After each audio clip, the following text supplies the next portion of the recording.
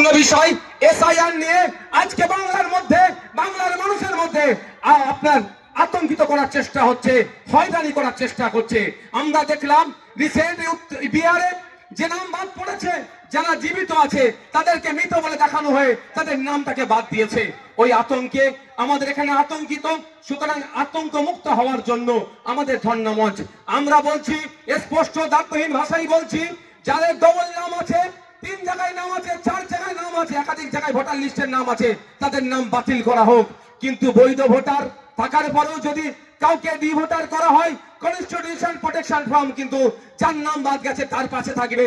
আর যে BLO officer, booth level অফিসারের নামটা কেটেছে অবৈধভাবে বা ডি ভোটার করেছে, তার বিরুদ্ধে আইনি গণতান্ত্রিক প্রক্রিয়ায় লড়াই আমরা চালিয়ে যাব। সুতরাং আমাদের ধর্ণা মঞ্চ থেকে এই বার্তা যে এসআইআর নিয়ে যে ডি ভোটার করার কুচক্রী, সেটা বন্ধ করতে হবে।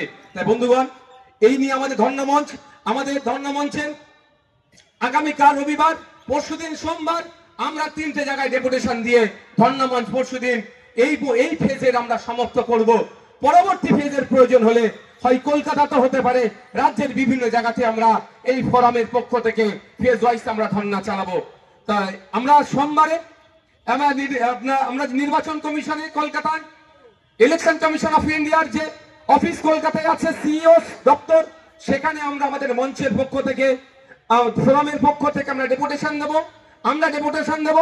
আদার ব্যাকওয়ার্ড ক্লাস কমিশনের কাছে ওবিসি সার্টিফিকেট নিয়ে, এসটিএসসি সার্টিফিকেট নিয়ে যে নোংরামি হচ্ছে তার জন্য। আর আমরা ডেপুটেশন দেব লেবার দপ্তরে, যে আমাদের পরিযায়ী শ্রমিকদের সুরক্ষার জন্য। ধন্যবাদ।